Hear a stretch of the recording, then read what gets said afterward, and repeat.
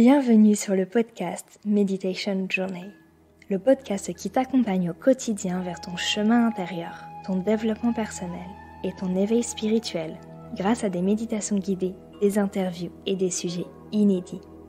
Toujours dans le but de te donner les clés et les outils d'aligner ton énergie et de diffuser ta lumière.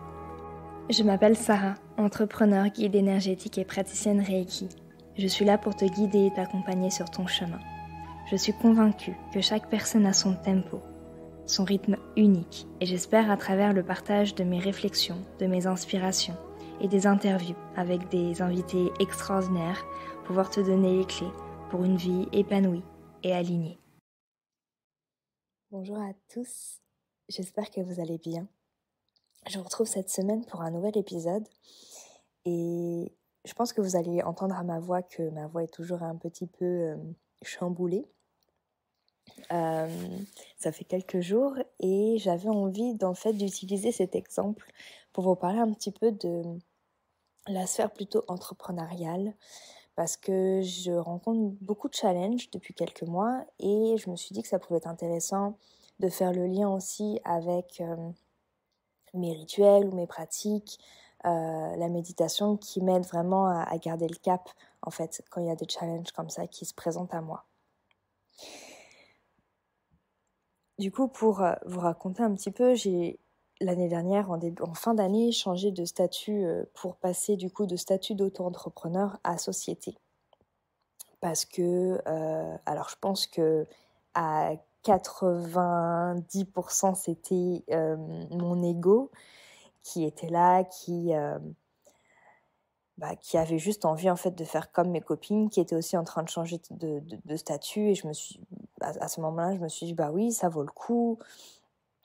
Ça vaut le coup et j'ai pas forcément fait beaucoup de recherches par rapport à mon cas personnel à moi. Et au final, je m'en mords un peu les doigts aujourd'hui. Pourquoi ? Parce que le statut de société que j'ai choisi, il ne correspond pas du tout. Mais pas du tout. En fait, à moi, personnellement, je vis à l'étranger et ça complique les choses. Et en fait, depuis janvier, en fait, je n'ai pas touché à mon compte business. Je suis dans une impasse, dans une grosse transition, parce que du coup, le statut que j'avais choisi ne me permettait pas d'être, entre guillemets, libre dans mes virements, etc. Et comme j'habite à l'étranger, j'ai aussi des impôts aussi à payer ici. Donc je paie des impôts en France et j'en paye ici aussi. Et à chaque fois que je voulais retirer de l'argent pour un salaire, en fait, il me demandait 70% de charges en plus. Donc en fait, c'était pas possible financièrement. C'était pas du tout écologique pour moi, mais alors vraiment pas. Donc du coup, depuis janvier, j'ai pas touché à mon compte pro parce qu'en fait, j'ai peur. Et donc là, je suis en train de faire les modifications. Je suis en train de liquider ma société pour retourner en statut d'auto-entrepreneur parce que, en fait, par rapport à mon cas personnel, je vis à l'étranger, je travaille en ligne. C'est beaucoup plus facile, en fait, à gérer de cette façon-là que d'avoir une société en France. Et tout ça pour vous dire que ce qu'on peut voir sur les réseaux, c'est vraiment 10% parce qu'il y a tellement de travail derrière, tellement de casse-tête et de prise de tête. Et en fait, quand on est entrepreneur, et c'est une expérience incroyable, et pour rien au monde, je changerais ça parce que je pense que c'est la plus belle expérience personnelle en fait, qu'on peut avoir à travers une auto-entreprise et ce qu'on partage et nos messages en fait qu'on vient transmettre, c'est juste incroyable. Mais à côté de ça, c'est vraiment en fait moi personnellement, je vous dis ça avec beaucoup de transparence comme d'habitude, je me sens vachement seule en fait dans tout l'arrière, tout dans le backstage, parce que il y a la création de contenu, il y a le suivi client, la comptabilité, les réseaux sociaux, les newsletters, le podcast. En fait, on a 36 000 casquettes et c'est ça qui est chouette parce que ça nous permet aussi de nous diversifier. Mais en même temps, beaucoup de tâches prennent du temps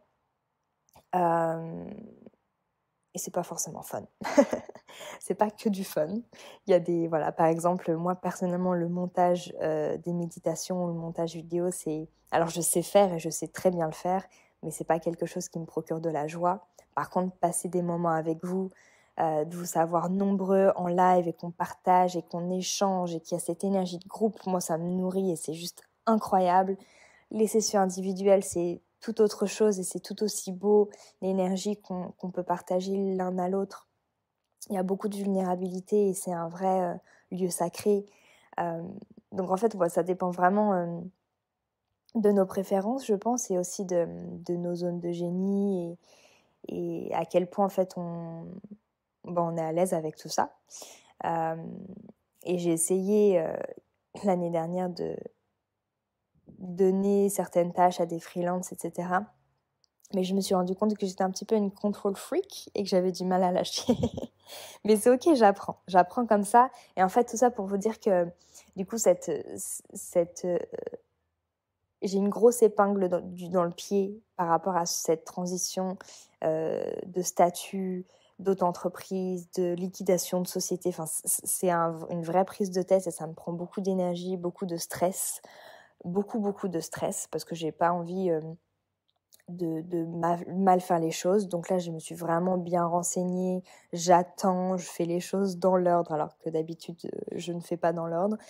Mais du coup, voilà, ça procure beaucoup de stress et encore une fois, ce qu'on voit sur les réseaux, c'est vraiment une infime partie de ce qu'on peut vivre en tant qu'auto-entrepreneur. Donc, ne vous laissez pas berner parce que c'est pas évident tous les jours. Voilà, bon, ça c'est dit. Et du coup, comment je fais pour gérer en fait ces moments de stress et ces challenges? C'est en fait déjà d'avoir assez de recul. Je vais vous donner des points, après vous pourrez du coup les utiliser si vous le souhaitez et selon votre situation. Mais c'est du coup en fait se poser et dézoomer, zoom out, pour avoir une perspective peut-être un peu plus grande de la situation. Parce que des fois c'est pas si grave que ça et on en fait des montagnes alors qu'en fait c'est ok. Donc ça je pense que c'est la première étape pour déjà prendre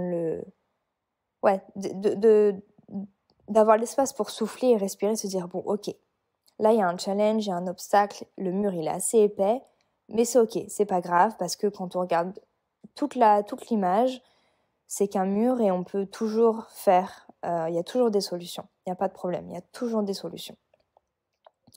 Des fois ça prend un peu plus de temps que ce qu'on espère et je pense que c'est ça qui peut être frustrant, c'est de se dire que peu importe la volonté qu'on a de bien faire les choses, des fois ça prend plus de temps ou des fois ça va pas dans notre sens et il faut faire aussi avec. Donc c'est aussi cette cette notion de lâcher prise en fait sur ces éléments extérieurs et y aller avec plus de flow que d'essayer d'être tout le temps dans le contrôle parce que c'est ça en fait qui crée du stress, c'est d'être tout le temps dans le contrôle et quand il y a quelque chose qui va pas dans notre sens ou qui va pas à la vitesse qu'on souhaite, et ben ça crée du stress parce que du coup, on n'a pas le contrôle là-dessus. Donc, deuxième point, je dirais, c'est de lâcher prise sur tout ça. Si vous n'avez aucun pouvoir sur ce qui se passe, ben en fait, c'est OK.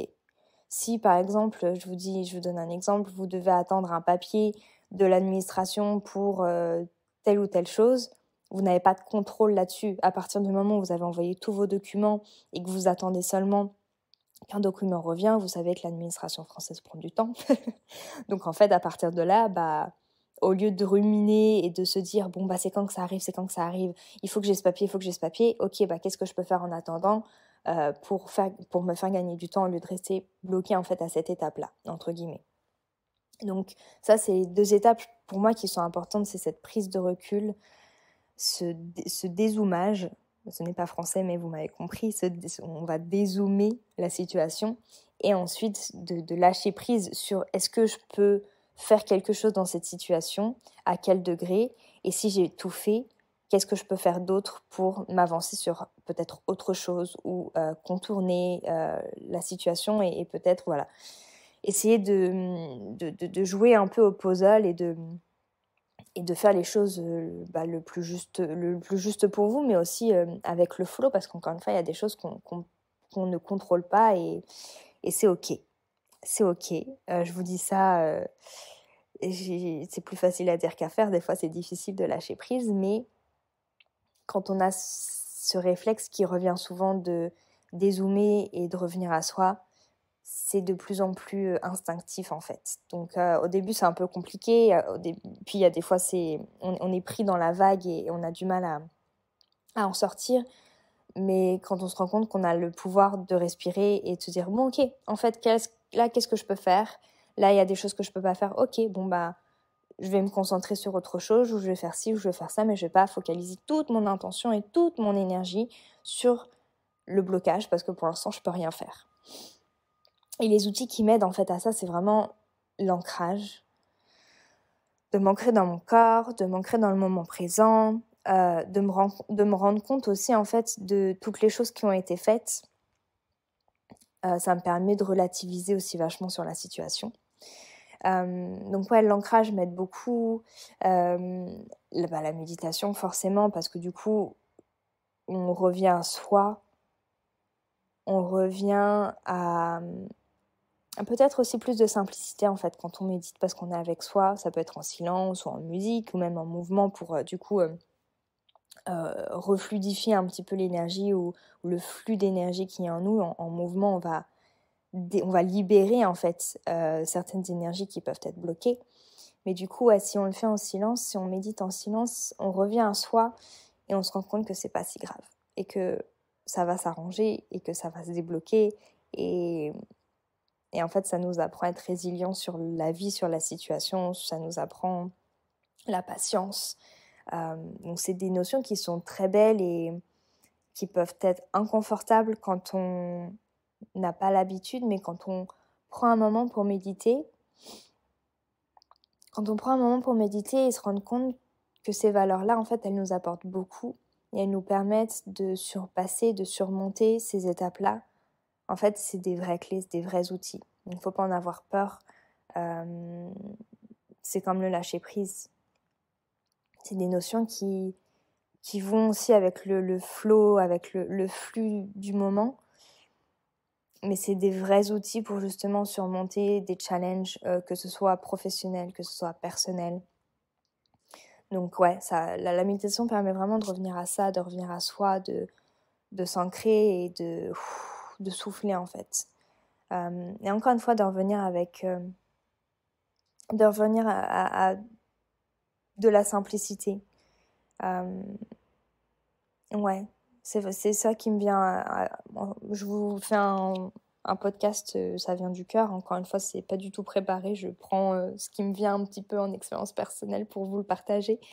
Mais ouais, c'est vraiment cette simplicité. Le Reiki aussi m'aide énormément.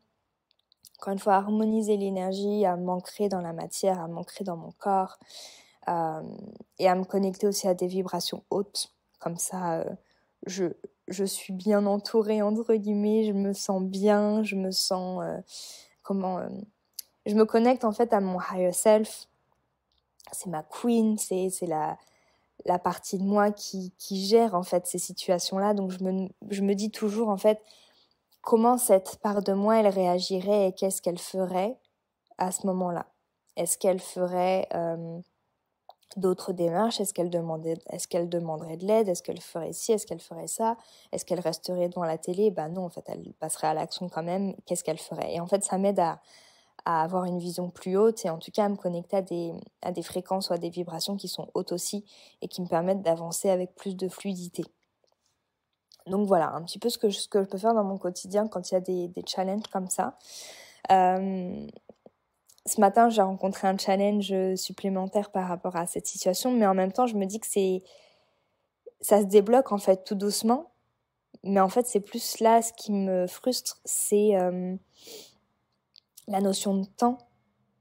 La notion de temps et de patience. Donc voilà, j'apprends ces médecines, ces jolies médecines, de la résilience, de la patience, cette notion de temps aussi qui peut vraiment changer la donne quand on a une autre vision du temps. de savoir qu'on a le pouvoir en fait, alors pas le pouvoir, mais on peut percevoir le temps qui passe très vite ou on peut percevoir le temps qui passe lentement. Et on le ressent quand on passe un trop bon moment, le temps passe très vite. Et quand on s'ennuie, le temps passe très lentement. On a en fait un pouvoir là-dessus, c'est de se dire, ok, comment la notion de temps, comment elle se reflète en moi et comment j'ai envie en fait d'utiliser cette notion de temps pour développer mes projets, pour profiter de mes proches, pour voilà, faire tout ce qu'il y a dans notre vie en général. Donc, cet épisode de podcast m'aide à me poser et à m'ancrer aussi dans ma parole. C'est ok en fait, c'est frustrant, c'est énervant, mais c'est ok. C'est pas si grave que ça et ça peut se résoudre et ça se débloque en fait dans tous les cas. C'est comme si que... quel exemple je peux vous donner Ouais, j'en ai un. Je sais pas si c'est un très bon exemple, mais je pense que vous allez comprendre. Vous savez, quand vous voulez démêler un gros nœud, ok? Donc vous avez le gros nœud de départ. Et plus vous démêlez, et plus vous découvrez qu'il y a d'autres petits nœuds qui sont dans le gros nœud.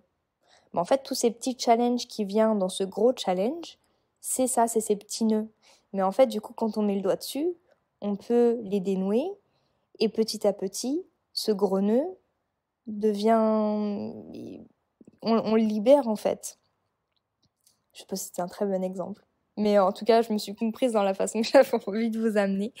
Donc voilà, bon, petit épisode assez court parce que, encore une fois, c'est très, très, très spontané et j'espère que ça pourra vous guider aussi. Encore une fois, là, je vous parle d'un aspect peut-être un peu plus entrepreneurial, mais ça peut être aussi dans votre vie de tous les jours si vous rencontrez des challenges. C'est voilà, de prendre du recul, de lâcher prise sur la situation si au final vous avez fait tout ce qui était en votre pouvoir au moment T.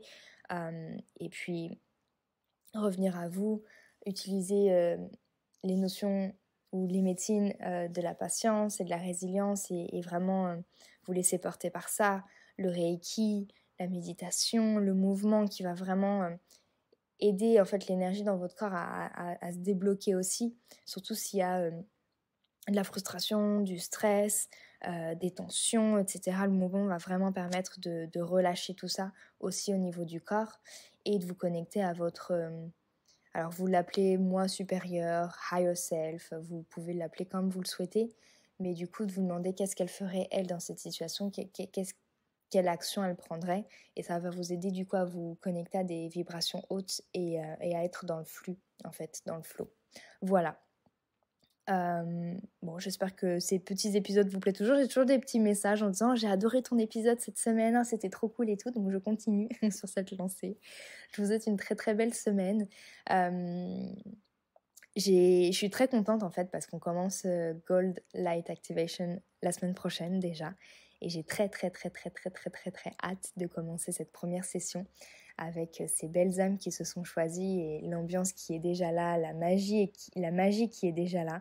Donc voilà, je suis ravie et j'avais envie de vous partager aussi cette gratitude. Donc merci pour votre confiance et pour votre écoute, votre bienveillance et votre présence. Voilà, je vous fais des gros bisous et je vous dis à la semaine prochaine. Merci du fond du cœur d'avoir écouté l'épisode jusqu'au bout. Si tu souhaites soutenir le podcast, tu peux le noter sur iTunes Podcast ou Spotify et le partager à une personne qui en aurait besoin. On se retrouve très vite pour un nouvel épisode et comme toujours,